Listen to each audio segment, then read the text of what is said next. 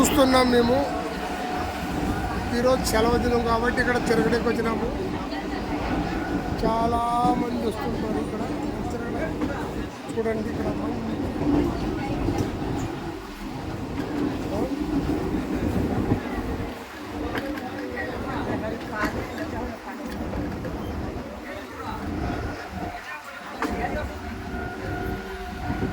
చాలా మంచిగా ఉంటుందని చెప్పి చూడండి. ఎంతమంది అయితే నేను కూడా ప్రతి ఒక్కటి